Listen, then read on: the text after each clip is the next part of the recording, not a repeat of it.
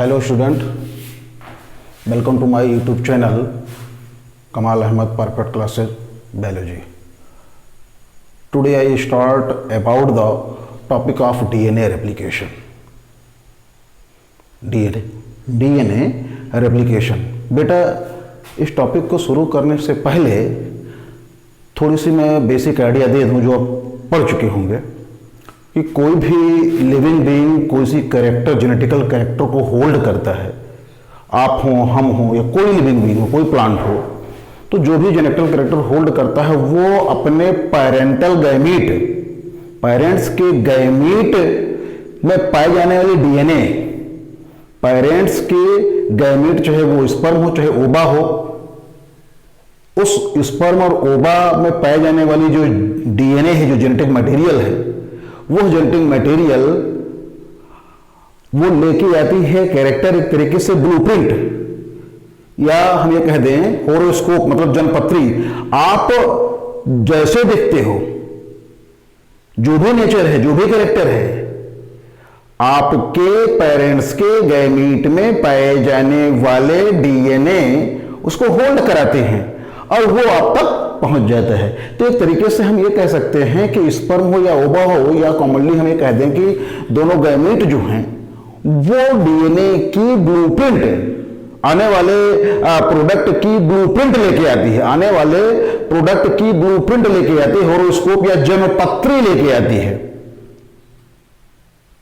अब जब जन्मपत्री लेके चली आई, ब्लूप्रिंट लेके चली आई, तो यह आप मानने के लिए मजबूर होंगे कि जब वो गैमेटिक से जायगोट बना, जायगोट से जब उसका डेवलपमेंट हुआ, तो उसमें जैसे जैसे नंबर ऑफ सेल बढ़ते जाएंगे वैसे वैसे जो डीएनए है उसकी तादाद भी बढ़ती जाएगी।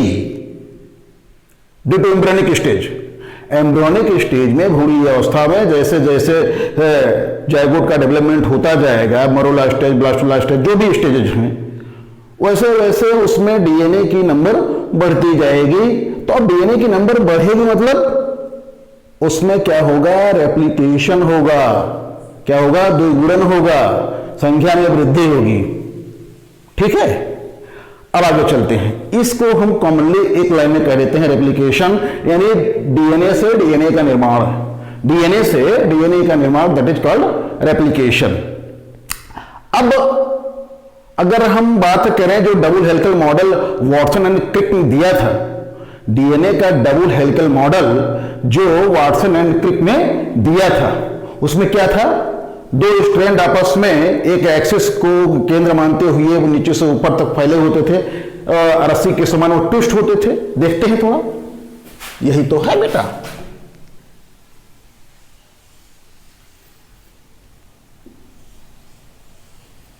क्यों, यही तो डबल हेलिकल मॉडल था, डबल हेलिकल मॉडल किसका,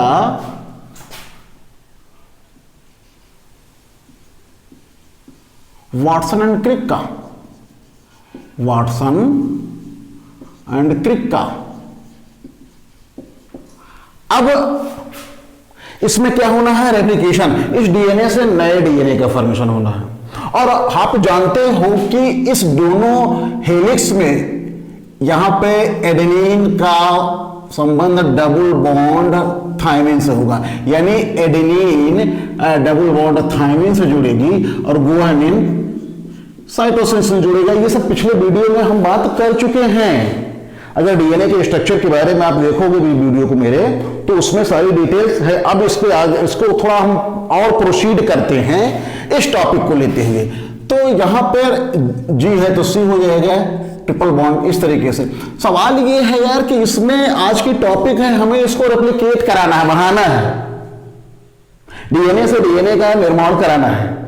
तो ये होता कैसे है, सबसे पहले आप ये मानो कि ये जो है यहां पे ये ब्रेक होगी, ये दोनों क्या होगी, दोनों स्ट्रैंड क्या होगी, ब्रेक होगी, ये दोनों स्ट्रैंड क्या होगी, ब्रेक होगी। और ये जो बॉन्ड है ना, नाइट्रोजनस बॉन्ड, यानी नाइट्रोजनस जो बेस है गुआनिन साइटोसिन ट्रिपल बॉन्ड वाला, या एडेनिन थाइमिन डबल बॉन्ड वाला, या थाइमिन एडेनिन ये भी डबल बॉन्ड वाला, समझ रहे हैं ना।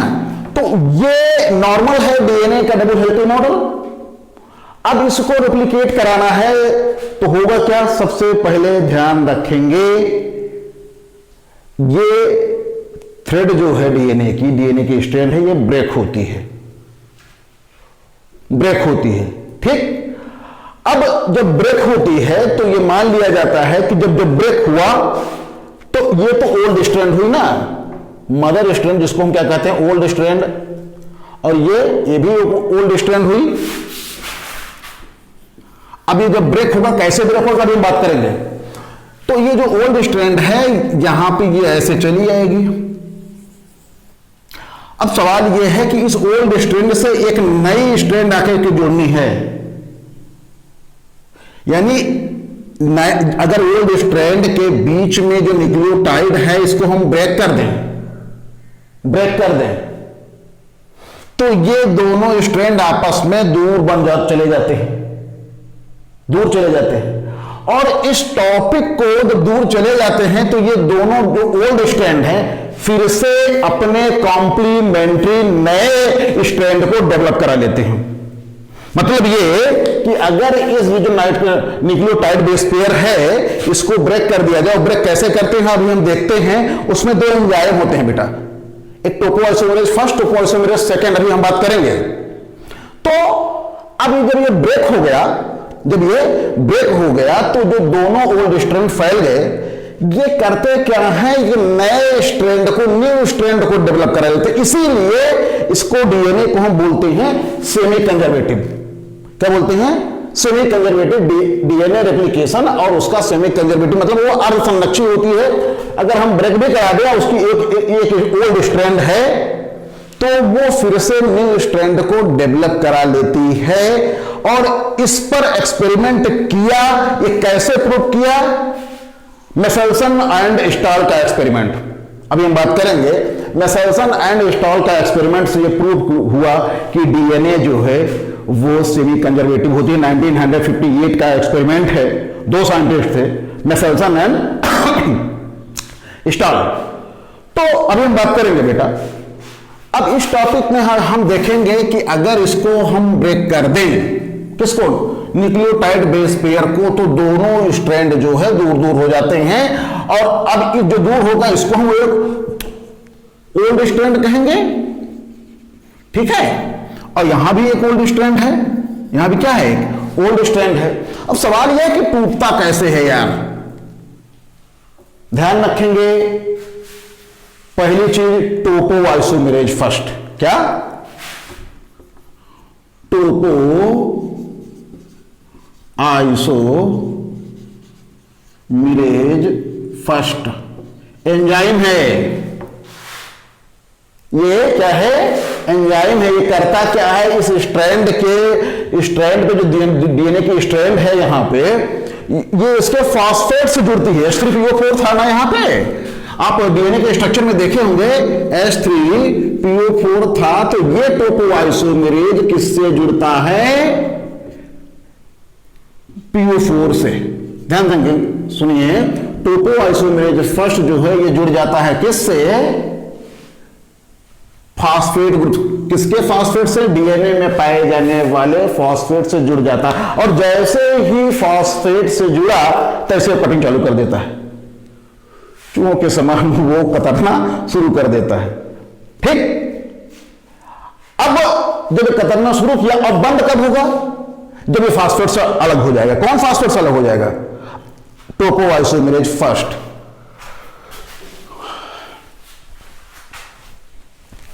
टोपोआइसोमेरेज फर्स्ट जैसे ही क्या होता है, PO4 से अटैच हो जाता है, जुड़ जाता है, ये कटिंग इसकी स्टार्ट हो जाती है, यानी डीएनए की न्यूक्लियोटाइड बेस पेयर कट जाती है, ठीक। दूसरी चीज क्या है? एक होता है topoisomerase second. Topoisomerase second. Topoisomerase second क्या है? ये भी PO4 से जुड़ता है। किसके? दूसरे स्ट्रैंड पर। समझे आप?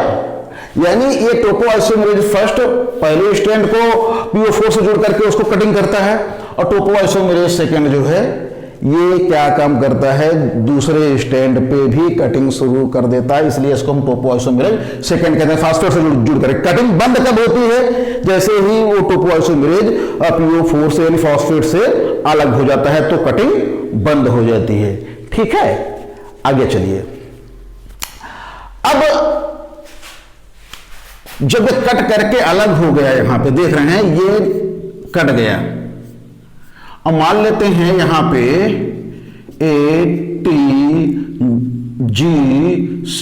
है, तो अब ये बताइए जो भी है यहां ये नई स्ट्रैंड डेवलप कराएगा।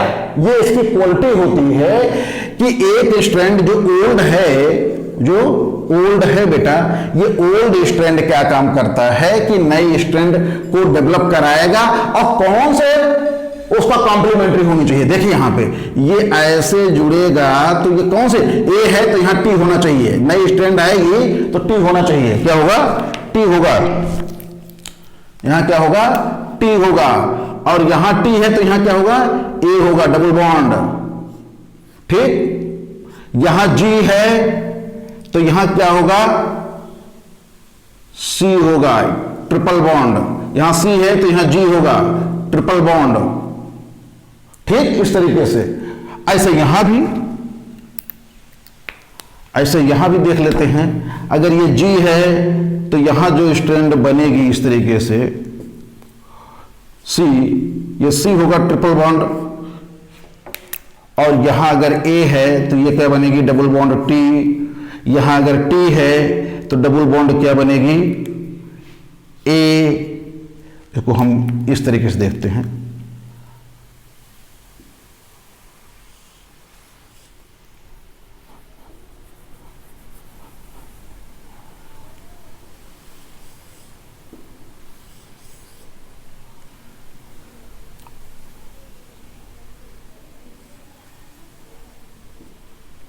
यहां ये टी है तो ये है, डबल बॉन्ड से जुड़ेगा।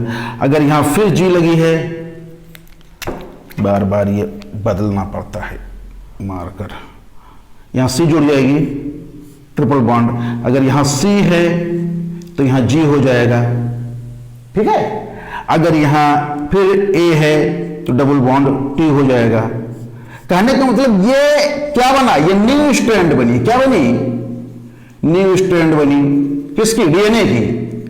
और इसी को हम कहते हैं complementary new DNA. Complementary new DNA मतलब ये कि जो ओल्ड डीएनए से मेल खाता हो, दूसरा नहीं, जो ओल्ड डीएनए से मेल खाता हो, मतलब जो नाइट्रोजनस बेस का सीक्वेंस है उसका कॉम्प्लीमेंट्री। जैसे पुराने ओल्ड में बेटा, ओल्ड स्ट्रैंड में जैसे जो नाइट्रोजनस बेस है, यहां जी है तो यहां क्या जुड़ेगा, सी, ट्रिपल बॉन्ड। अगर यहां ओल्ड वाले में ये है तो नई जो आएगी स्ट्रैंड वहां पे टी होगा, पुराने वाले पे, ओल्ड वाले पे टी है तो यहां ए होगा। इस तरीके से हम ये देख लेते हैं कि डीएनए का रेप्लिकेशन हो जाता है। तो कहने का मतलब ये है प्यारे कि सबसे पहली बड़ी बात, ये जो डीएनए का डबल हेलिकल मॉडल है वाटसन एंड क्रिक ने दिया था, ATGC फॉर्म में जुड़ा था, ये इसकी न्यूक्लियोटाइड बेस पर ब्रेक होगी। टोपोआइसोमेरेज फर्स्ट ये पहले स्ट्रैंड को ब्रेक करता है फॉस्फेट से जुड़ करके, फॉस्फेट से अलग होगा और कटिंग रुकेगी। फिर टोपोआइसोमेरेज दूसरे पे करता है।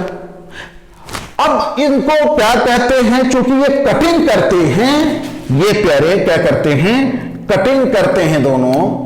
ये दोनों क्या करते हैं, कटिंग करते हैं। टोपोआइसोमेरेज फर्स्ट, टोपोआइसोमेरेज सेकंड, इसलिए इसको हम बोलते हैं क्या, डीएनए गायरेज। क्या बोलते हैं, डीएनए गायरेज। ध्यान से सुनिए, इसको हम क्या बोलेंगे, डीएनए गायरेज। कंफ्यूज नहीं होंगे, ठीक है ना।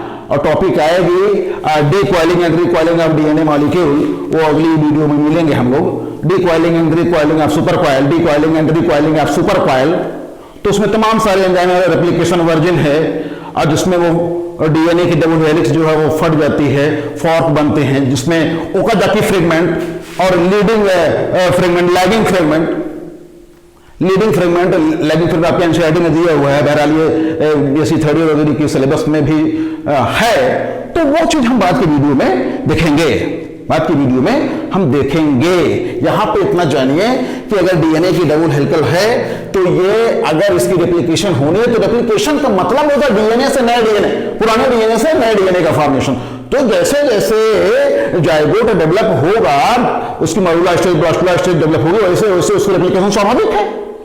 तभी तो यार ये कहा गया कि डीएनए आपके बॉडी में इतनी मात्रा में होती है कि अगर निकाल के फैला दिया जाए तो पृथ्वी से लेकर के सूर्य तक 100 फेरा लगाएगा, 100 राउंड लगा करके वो लौट सकता है। तो जाहिर सी बात है कि जो डीएनए आपको मिला है ब्लूप्रिंट के रूप में, होरोस्कोप के रूप में, जन्मपत्री के रूप में आपके पेरेंट्स से, गैमेट्स के द्वारा, और आपने होल्ड कर लिया जाइगोट, जब आप जाइगोटिक फॉर्म में थे, जब आप एम्ब्रियोनिक स्टेज में थे, और आप ये 5 फुट 5.5 फुट की बॉडी बैठी हुई है, 5.5 फुट की बॉडी जो बैठी हुई है, एकदम जाहिर सी बात है कि उसमें डीएनए की अमाउंट बढ़ी। तो डीएनए की अमाउंट कैसे बढ़ी? रेप्लिकेशन हुआ, डीएनए से डीएनए का निर्माण हुआ, और डीएनए से डीएनए का निर्माण हुआ तो इसका मतलब क्या हुआ? उस प्रोसेस में सबसे पहले क्या करते हैं? न्यूक्लियोटाइड बेस पेयर को हम कुछ नहीं करते हैं, सब एंजाइम करता है, नेचुरल गॉड गिफ्टेड है सब। ये प्रोसेस, उसकी स्टडी हम लोग करते हैं। क्या करते हैं? प्रोसेस की स्टडी करते हैं, क्या होता है, कैसे होता है। तो टोपोआइसोमेरेज फर्स्ट, टोपोआइसोमेरेज से जिसको हम डीएनए गैरेज कहते हैं, ये कटिंग करते हैं। कटिंग करने के बाद इस ओल्ड डीएनए का के साथ एक नई कॉम्प्लीमेंट्री, एक नई कॉम्प्लीमेंट, ये भी नहीं होगा, क्या होगा? New strand. क्या होगा? New strand. इस न्यू स्ट्रैंड का संबंध ओल्ड स्ट्रैंड से कॉम्प्लीमेंट्री स्ट्रैंड के रूप में होता है। इसीलिए इसको हम क्या कहते हैं? डीएनए जो है सेमी कंजर्वेटिव है। ठीक है, ये चीज है डीएनए से, डीएनए का निर्माण यानी डीएनए का रेप्लिकेशन होना। अब आइए देखते हैं बेटा, थोड़ा सा आउटलाइन देंगे, बहुत ज्यादा डिटेल हम नहीं समझाएंगे। मेसेल्सन एंड स्टॉल ने क्या एक्सपेरिमेंट किया, और यूनिक एक्सपेरिमेंट से ये प्रूव हुआ कि डीएनए जो है सेमी कंजर्वेटिव होती है, सेमी कंजर्वेटिव होती है। देखते हैं, मेरे ख्याल से चीजें समझ में आई होंगी। अगर डीएनए के स्ट्रक्चर को आपने पढ़ा हो तभी ये क्लियर होगा। वीडियो में हमारे पिछले मिल जाएगा। वीडियो को लाइक कर दीजिए अगर समझ में आ गया है तो, और नहीं तो कमेंट करेंगे, फिर से हम इस पर कुछ बताएंगे आपको अगर नहीं समझ में आएगा तो। 3 चीज इस पे है, मेसेल्सन और स्टॉल का एक्सपेरिमेंट। देखिए, पहली चीज, इन विट्रो कंडीशन में क्या होता है? हम कराते हैं स्क्रिचिया कोलाई। क्या? स्क्रिचिया कोलाई को इस न्यूट्रेंट मीडिया में, इस कल्चर मीडिया में डेवलप कराए। यानी स्क्रिचिया कोलाई को उस कल्चर मीडिया में डेवलप कराया गया जिसमें क्या पाया गया? NH4Cl, जिसमें क्या था? ये नाइट्रोजन 15 वाला ये हैवी आइसोटोप था। क्या था? हैवी आइसोटोप, समस्थानिक जिसको बोलते हैं हिंदी में, हैवी आइसोटोप था। और इसमें क्या हुआ? ये नाइट्रोजन का सोर्स था, कई जनरेशन था, वेरियस जनरेशन तक। यानी उस कल्चर मीडिया में इकोलाई को मेसेल्सन और स्टॉल ने कल्चर कराया, डेवलप कराया, जिस कल्चर मीडिया में NH4 यानी N15 वाला NH4Cl हैवी आइसोटोप का प्रयोग किया। और ये नाइट्रोजन जो है कई जनरेशन तक ये सोर्स बना रहा। इससे अब फिर क्या हुआ? तो हुआ क्या? ये new DNA are develop, new DNA develop हो गए। और ये डीएनए क्या हो गई? एक लाइन से अरेंज हो गई। डीएनए जो है अरेंज हो गई। अब क्या करते हैं?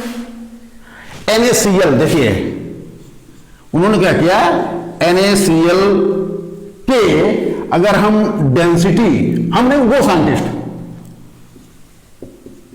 डेंसिटी ग्रेडियंट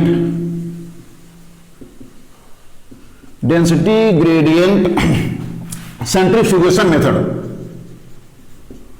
सेंट्रीफ्यूगेशन, ये सेंट्रीफ्यूगेशन मेथड दिखा रहा है, अभी बताएंगे हम। सेंट्रीफ्यूगेशन मेथड से ये जो हाइब्रिड डीएनए बनी, हाइब्रिड डीएनए बनी, इसको हम सेपरेट करा सकते हैं। क्या करा सकते हैं? सेपरेट करा सकते हैं। सेपरेट करा सकते हैं कहां से? कहां से? नॉर्मल डीएनए से। नॉर्मल डीएनए से। ध्यान से सुनिए, फिर से मैं दोहरा दूं, यही किया पहले स्टेप में। एक इन विट्रो कंडीशन में कल्चर मीडिया में इकोलाई को डेवलप कराया। इकोलाई को क्या कराया? डेवलप कराया। और उस कल्चर मीडिया में NH4Cl जो N15 वाला हैवी आइसोटोप का प्रयोग किया गया, जिससे एक न्यू डीएनए डेवलप हो गई। क्या हो गई? न्यू डीएनए डेवलप कर गई और वो डीएनए अरेंज हो गई। फिर उसको हम क्या करते हैं? NaCl के डेंसिटी ग्रेडियंट सेंट्रीफ्यूगेशन द्वारा, NaCl के डेंसिटी ग्रेडियंट सेंट्रीफ्यूगेशन द्वारा इस हाइब्रिड डीएनए को नॉर्मल डीएनए से अलग कर दिया गया।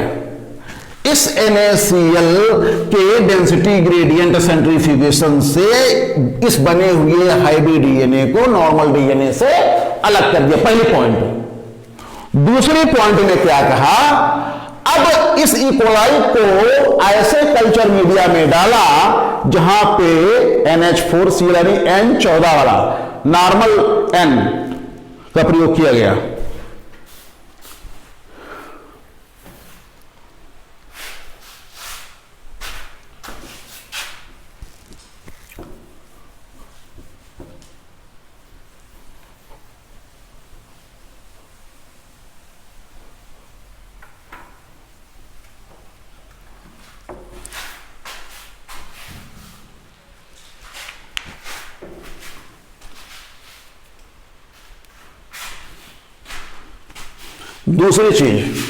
दूसरी पॉइंट हम लेते हैं बेटा, एक ऐसा कल्चर मीडिया जिसमें इकोलाई को ट्रांसफर किया गया। क्या किया गया? ट्रांसफर किया गया। और जिसमें है क्या?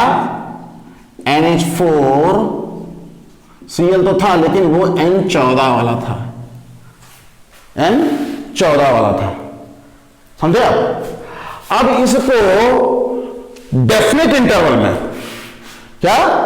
इनडेफिनेट इंटरवल में जब इसको इकोलाई को हम ट्रांसफर करा दिए N14 वाले में, तो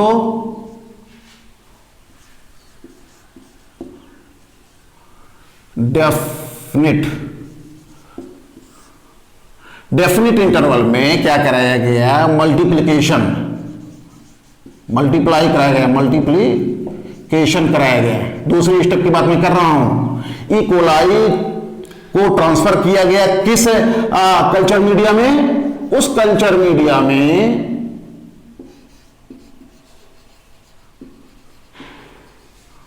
कल्चर मीडिया में जिसमें NH4Cl तो था, लेकिन वो हाइब्रिड आइसोटोप नहीं था, नॉर्मल N14 वाला था। ठीक, अब उसको डेफिनेट इंटरवल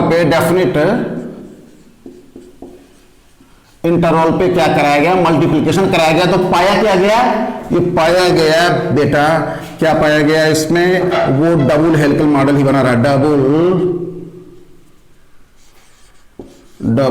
हेलिक्स ही बना रहा। ठीक, ये चीज है। अब इसको हम सेपरेट करा सकते हैं। इसको हम क्या करा सकते हैं?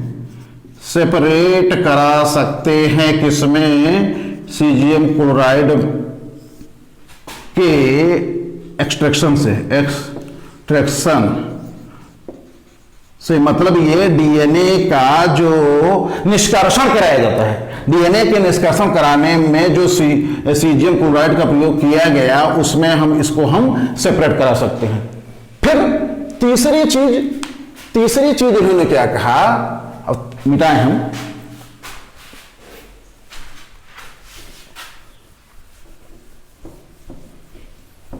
थोड़ा कॉम्प्लिकेशंस है, लेकिन सुनेंगे तो क्लियर होगा। तीसरी चीज इन्होंने देखा,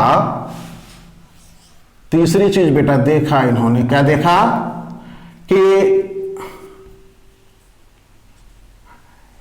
इस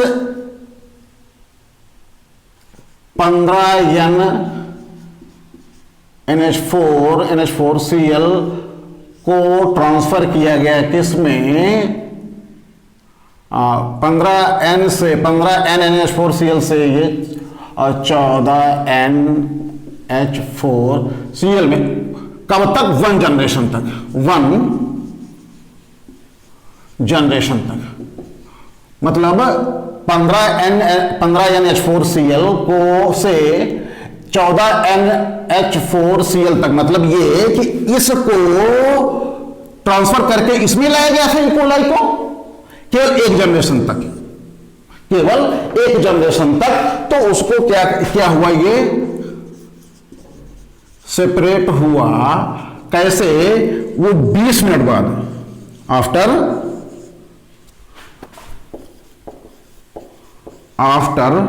20 मिनट, आफ्टर सर्किट दी होगी बेटा 20 मिनट बाद, और 20 मिनट बाद जब इसको कराया गया तो ये सेपरेट कैसे हुआ, 20 मिनट में, 20 मिनट में, पहली जनरेशन में, फर्स्ट जनरेशन, क्या फर्स्ट जनरेशन, ठीक। मतलब ये कि जब एक ही जनरेशन में, एक ही पीरियड में ये 15N NH4Cl को 14NH4Cl में एक बार जब वो ट्रांसफर करा दिया गया तो इसको हम सेपरेट करा सकते हैं 20 मिनट बाद। 20 मिनट में ये क्या होता है, एक पहली जनरेशन में ट्रांसफर हो जाता है। फिर इसको हम क्या करते हैं, 40 मिनट बाद, 40 मिनट में इसको हम फिर से एक्सट्रैक्शन यानी डीएनए का निष्कर्षण कराने पर फिर से हम पाएंगे इस डीएनए को किस रूप में, हाइब्रिड रूप में और लाइट रूप में। देखिए यहां सर्किट दिया गया, ये जो तीनों पॉइंट है इसका निचोड़ इस सर्किट में दिया गया है। सबसे पहले उस बंदे ने क्या किया, N15 डीएनए का प्रयोग किया। फिर 20 मिनट बाद देखते हैं इसमें नई डीएनए की थ्रेड आ रही है, पहली जनरेशन में नई डीएनए की थ्रेड आ रही है। देखिए यहाँ पे ये लाल वाला जो है 15N डीएनए कहा गया, और ये नीला वाला जो है बेटा ये 14N डीएनए। आखिर ये 20 मिनट के बाद या 20 मिनट में ये चेंज हो रही है ना। फिर सेकंड जनरेशन में 40 मिनट बाद क्या हो रहा है कि दो तो हाइब्रिड में आए, इसका मिला जुला रूप, और 2 फ्रेश हो गए, 2 लाइट डीएनए के रूप में आ गए। ये पूरी कहानी है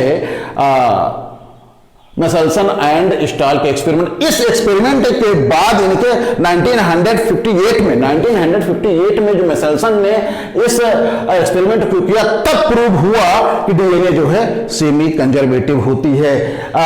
इस सर्किट से हम मेसेल्सन एंड स्टाल के एक्सपेरिमेंट को क्लियरली समझ सकते हैं। आई होप समझ में आया होगा। वीडियो को लाइक कीजिए, शेयर कीजिए, और सब्सक्राइब ना किए हो तो सब्सक्राइब कीजिए। थैंक यू, धन्यवाद।